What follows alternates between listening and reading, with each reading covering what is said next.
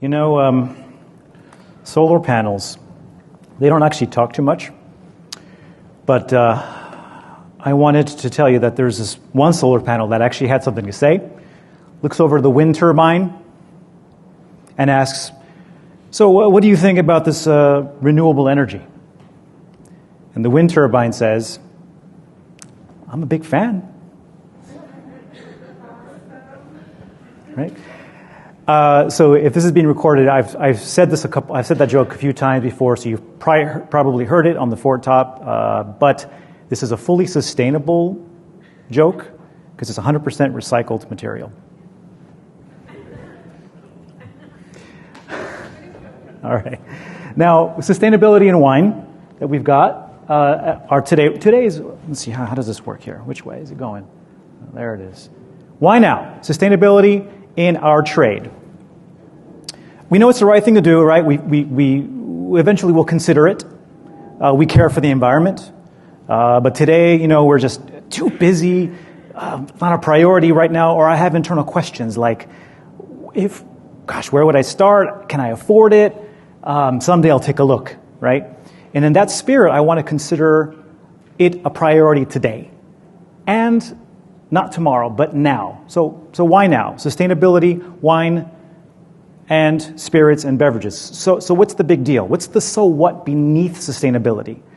With this brief session, I hope to answer that by first considering why the heck are we all in this room right now? Understand the why, right? And then we also want to understand the facts. Comprehend the facts. Facts matter.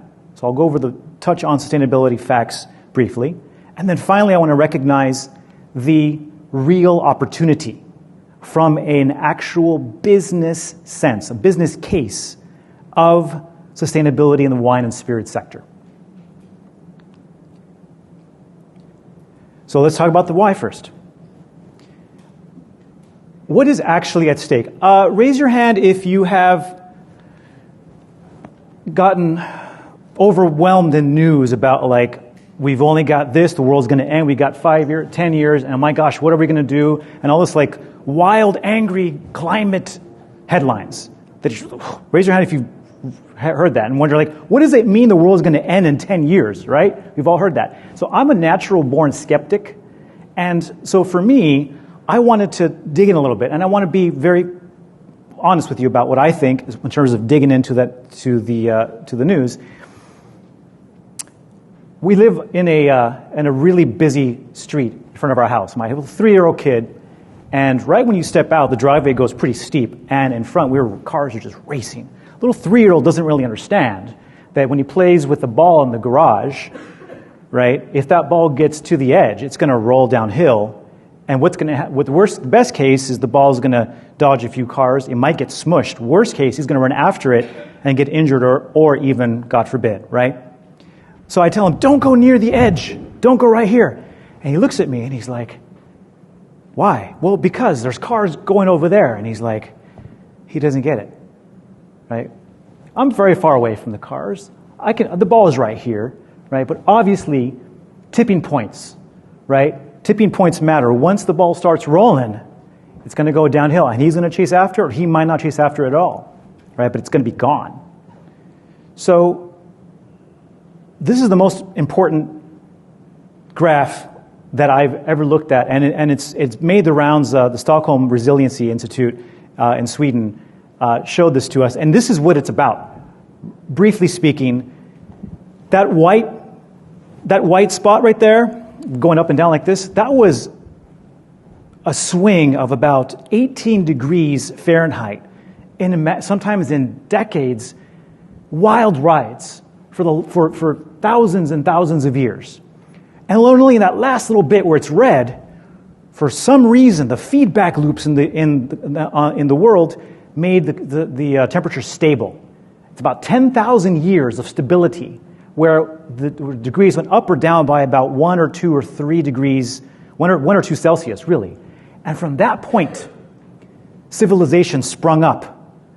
The weather was consistent, seasons, the patterns of the seasons. We were able to domesticate wheat and corn and all these things, right? Vines and grains. Civilization essentially came out of a stable climate. We right now know that we have a variability of climate, very minor in Bordeaux, Napa, Sonoma, and so forth, right? And it could just wreak havoc a little bit. Imagine a 10 or 18 degree Fahrenheit swing.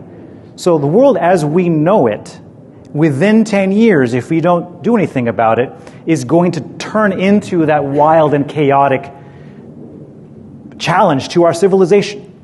That is what I understood, what I believe when they say the world is going to end as we know it. We're in for a tough time again, unless we do something about it. So, at the same time, taking a step back, what's love got to do with this? Well, we can definitely fear the potential of our planet's future. But research shows that fear and regret is not the most effective motivator. They're not the most effective motivators. What is? What is optimism and love. I don't know about you, but I love my business. I love my trade. I love the wine industry. I love the spirit industry. And you know what? Rather than we're all going to hell if we don't change this right now, I want to detour into optimism. I want to say, look, you know what? The worst case scenario, the hockey stick that shot up has already actually changed a little bit. 23 countries have already reduced their carbon footprint in the past 10 years. 44 billion, I think, of divestment from fossil fuels is happening. CEOs are looking at each other going like, I think I should do something about this, because otherwise, you think I should do something about that? Yeah, I think I should, right?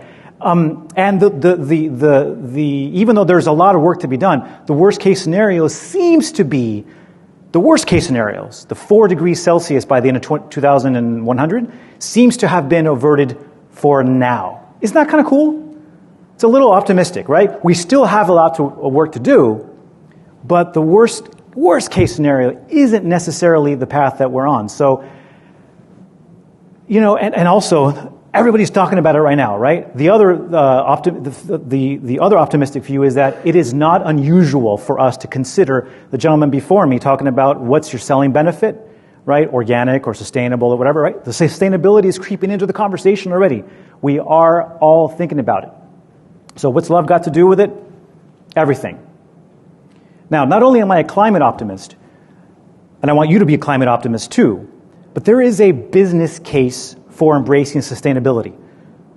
The role for the wine trade to actually do something is not only concrete, there are steps, that we'll go over them briefly, but the cherry on top is that it makes financial sense.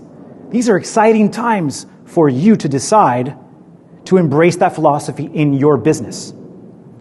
Altruism only goes so far, right? We want to do something that's good and right, but it has to make economic sense, right? And that's why this is so exciting.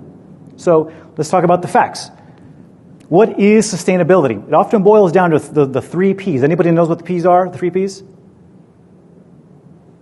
Anybody? People, planet, and profit. Sustaining people, sustaining the planet, which is the one we all think about, and of course, and this hidden one is a sustaining profit. Oh, okay, so I'm supposed to make money too. Yes, sustaining your business. In caring for the resilience of your employees, your communities, your business, and your environment. But at the same time, what does that really mean for you? Like, what is a tangible? What is it? Like, what are the details? Well, I pop this open here. Most of the sustainability certifications and philosophies, not just in wine but anywhere, boil down to, I would say in wine probably, boil down to these 6 shared principles in varying degrees of importance and action and rigor. You're talking about climate action, which is revolving around greenhouse gas emissions, talking about reducing your water increasing your water efficiency, reducing your water use, energy efficiency, which is related to water, but also energy, electricity, and so forth. Social equity. What's that doing there? We'll get to that in a little bit. But that's part of the sustainability ethos in wine and spirits. And pesticide reduction, from suggestions to really concrete and oftentimes restricted or prohibited lists. And then, of course, waste reduction. Those are the 6 generally agreed upon principles that form the foundation of the sustainability philosophy and the certifications that you can participate in. So it can be complicated, but its most basic sustainability, Sandra Taylor, sustainability consultant on our podcast, The Fort Top, last week, she said, ultimately it is fairly simple. Environmental health, social equity, and economic vitality, building a diverse and resilient community. Let's dive into the, speaking of melting ice caps, let's melt some misconceptions about, well, a couple really, because we want to get to the questions. First of all, one of the biggest topics is, well, hang on, well, what about organic, right? What about biodynamic, natural? Isn't that sustainable? Shouldn't I worry about that first? Shouldn't I make that be the sticker on my bottle instead of certifications that are sustainability or otherwise? Perhaps, perhaps not. Most sustainability champions in wine and spirits do want to have reduced pesticides that are synthetic or even altogether. They do want to eat organic. I feed my kids organic food all the time. I prefer that over the non-organic stuff. I get it. I'm with you. But that's only part of the bigger picture. For the climate, what matters most has, well, flip it the other way, organic and biodynamic and natural. I'm going to actually show you just blow this slide up, because this is one of the most important slides that I recently discovered about a year ago, and I shared this on a session with Porter Protocol. This is the relative impact of the carbon footprint for the wine trade. It's not very recent, but I've done calculations. It's not that different these days. You've got a lot of stuff here that has nothing to do with farming. And if you look at the organic, biodynamic, and so forth, those are farming principles. That's really only covering the brown or green portion of this entire life cycle. You got 70% that has nothing to do with that. There's no organic bottle. There is no organic water sanitation, right? There's no organic energy use, right? So this blows up much more than just the idea of pesticide reduction and synthetics removal from your vineyard. So that's one misconception, is that it's not that one is better than the other. One is more narrow, focused on one issue, organic. Sustainability is essentially a frame of mind and a business, environmental, and cultural philosophy rooted in those concepts I told you about. Let's go back to that. Those 6 concepts, those 6 principles. Greenwashing is now on there. Does anybody? Everyone knows what greenwashing is, right? Yes. Should I define it real quick? Maybe, yeah. Greenwashing is taking a couple things or one thing you might do, install solar panels, and then say that you are now sustainable. Right? So you are using the green, one or two different things to then paint yourself as a sustainability or climate action warrior champion. There is and has been historically a good reason why there's some skepticism about the loose standards, you might say, or overusing the word sustainability or misapplying it, right? Guess what? The people who are in charge, who have been in charge of those heads of organizations which were solving yesterday's problems, are now they've listened, they've participated, and they've heard. On average, the conversation's not stuck in the past. The word sustainability, most of the people who are the sustainability warriors kind of don't like the word because it's been diluted, but we're stuck with it, and they're taking it back. There are warriors legitimately in wine and spirits who are leading organizations, who are sinking teeth, the metaphor is, who are growing the teeth of that certification that actually means more and more. So that word is being used more intelligently now. So in many places, and it's expanding, right? Now, last is on this page here is, do consumers actually care? Well, according to big market research, 60% of consumers, this is Accenture, I believe, is a study that did this, 60% of consumers are making more sustainable or ethical purchases since the pandemic began. About 8 years ago, since 2013, the sale of sustainability products has grown faster by a factor of 5 compared to normal products. And then multiple surveys show that consumers want to support sustainability brands, but sometimes can't ID them. They don't know which one is or isn't more so than the other. Last year, a survey of 450 wineries, 450 wine trade members, said 76% of them believe that the demand for sustainably produced wines and spirits will grow in the next decade. The bottom line is, do consumers actually care? Yes, and we might be actually underselling the idea and the philosophy of sustainability. So let's go ahead and recognize the opportunity. This next slide that I've got, this right here can be an hour. Obviously we won't, it'll be just a few minutes. But stop and think for a minute. All this talk about doing the right thing, about saving the environment, about buying sustainable shoes, which start doing that these days, all that talk is irrelevant if business cannot thrive, right? The profits, the third P of business case, the profitability is actually the most essential part of all this, because doing the right things won't matter if you're out of business doing it. So that actually has to be protected. And it actually gets better. What if I told you that there was this seminar for the next 5 minutes touching on points that showed resilience, you can say both words too, and adaptability, providing a competitive edge. And that was the only topic at hand. You'd be like, I'm cool, I need a competitive edge. Yeah, sure. I'm always willing to listen to somebody who has tips on how to improve my business, or at least improve the financial resilience of my business. Which business doesn't want that, right? We all do. It just so happens to also be a path towards a more sustainable business, which I think is pretty cool. And at the core, it's basic economics. Better resource management is cost savings. And that's just the start, by the way. So these next couple of minutes, as I mentioned, could be a multiple day talk, really. There's a lot here, but I want to go over very briefly some points, some examples.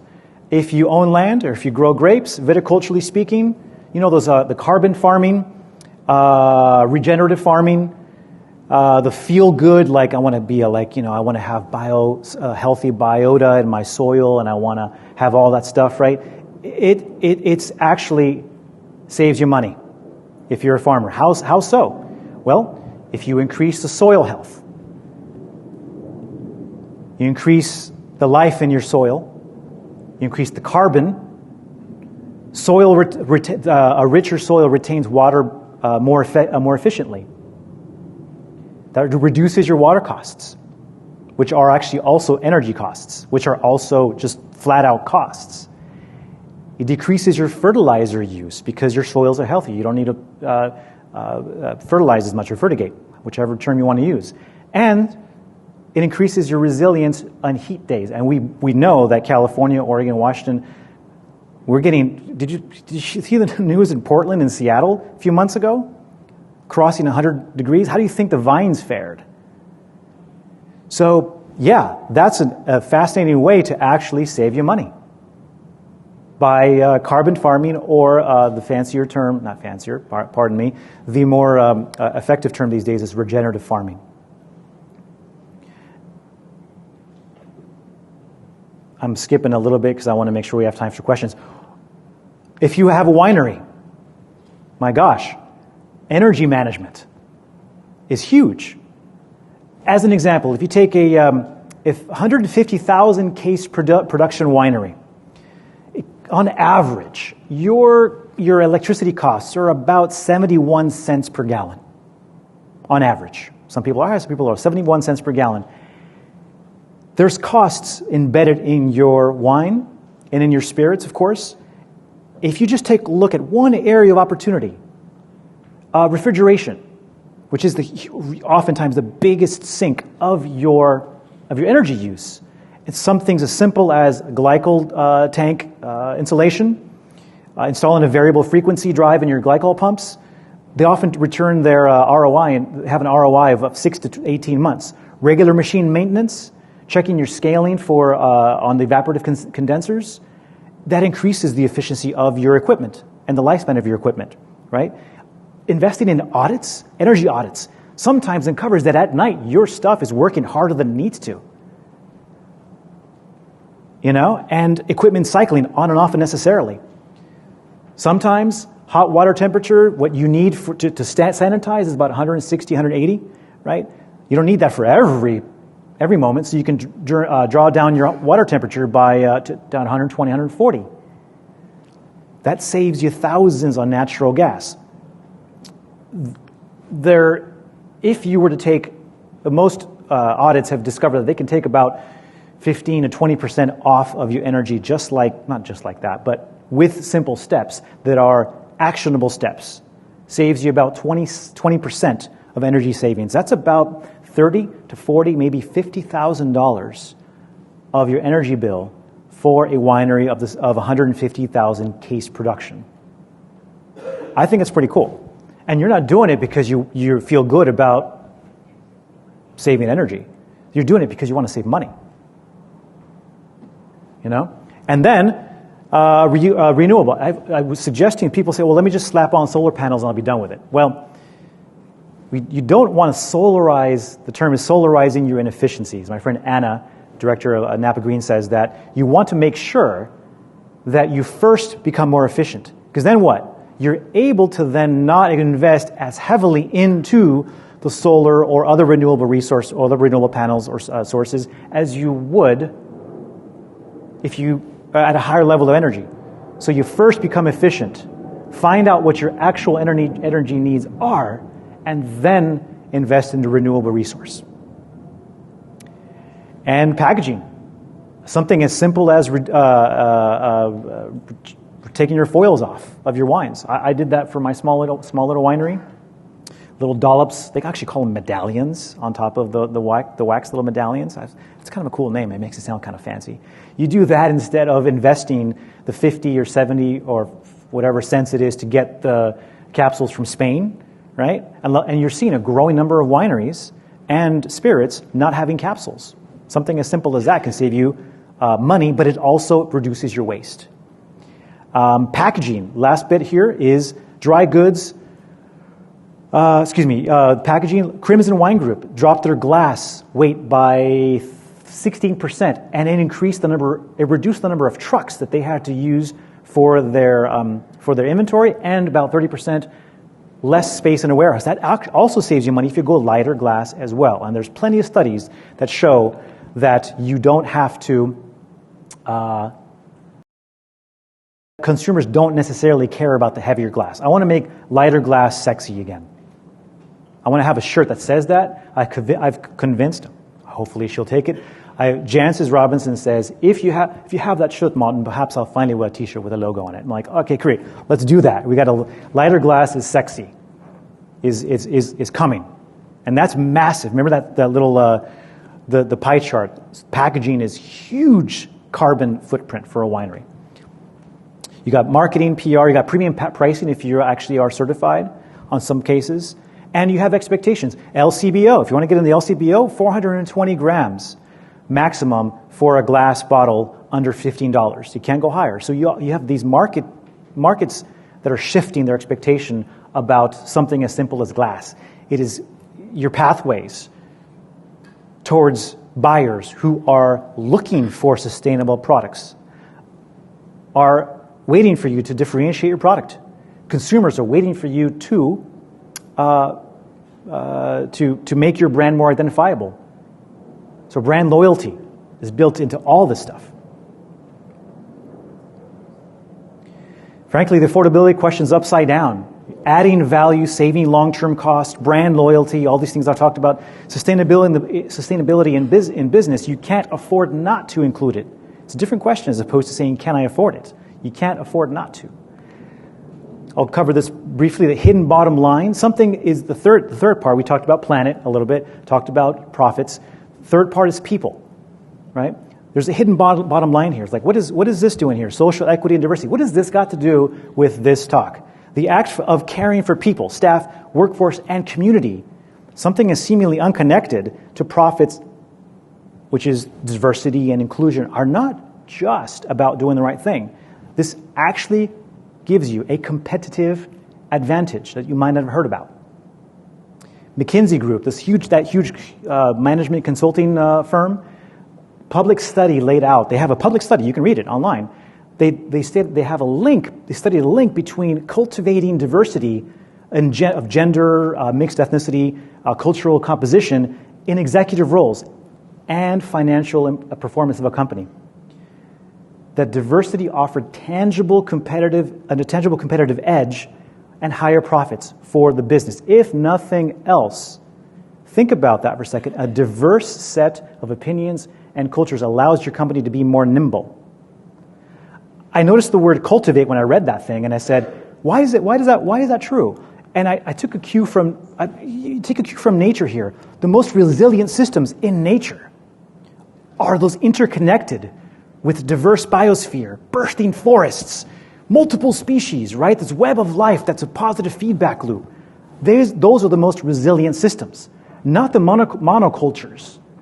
The forest with multiple species, not just one set of trees. We understand it inherently, don't we? The same thing is true. Having a monoculture in your business is not a competitive edge. A polyculture of people, diverse backgrounds, and so forth. One last word here. I was thinking about that within all this, we're talking about resilience and adaptability. The world is changing fast. Not just climate, but technology and culture and new generations, wine trends and efficiencies. Weaving within this is a 360 view of adaptability. Resilience plus a full view of what it means to be adaptable is your double-edged competitive edge.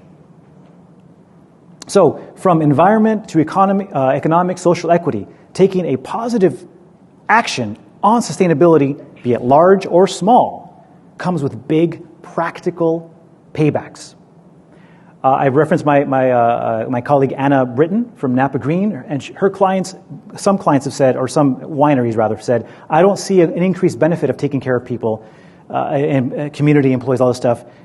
She asked, have you tried?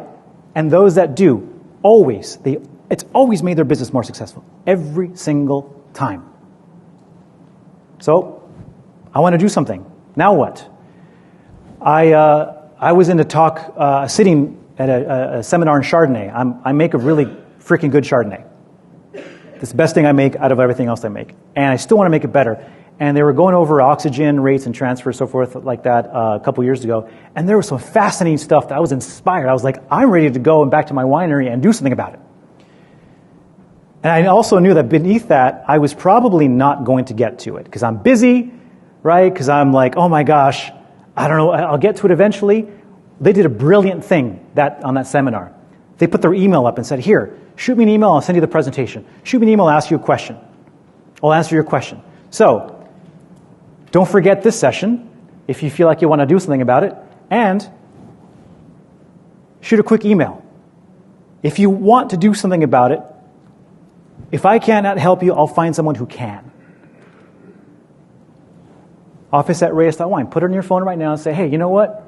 I want to have a conversation with somebody that can help me.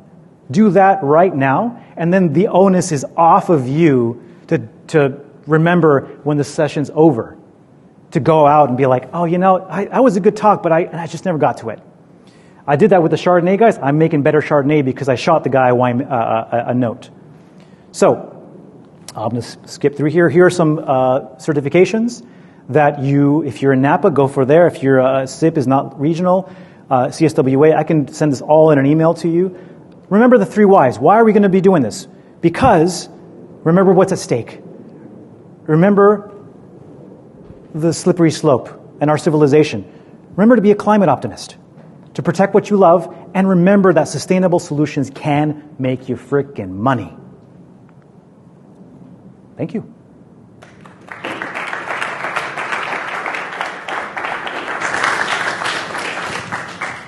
We have room for a question or two? Yeah, definitely. Okay. Any questions today for this very engaging, passionate talk? Don't be License shy. my dad jokes out if you want. Yes? I was wondering how you would consider marketing it, because I know it's very confusing to the customer. That is, so it is one of the, well, the first thing is that it's not the best thing to be able to market that you're doing something sustainable unless you engage with the organization that can certify you.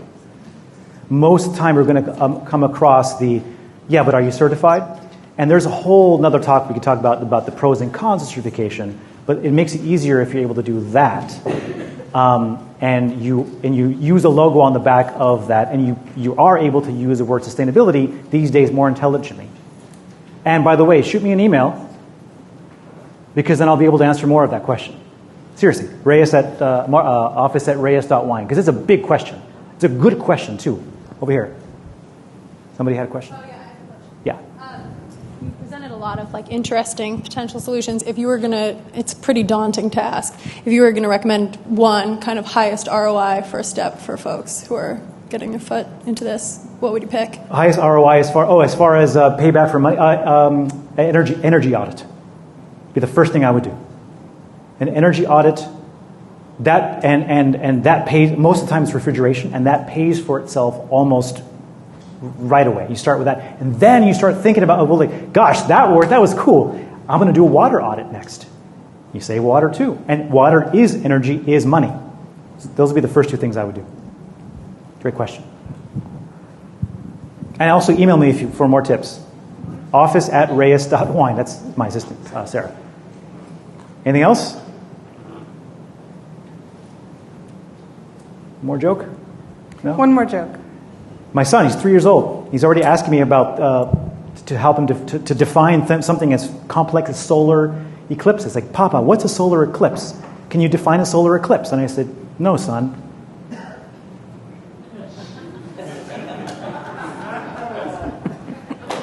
Very clever. That deserves another round of applause. Thank you.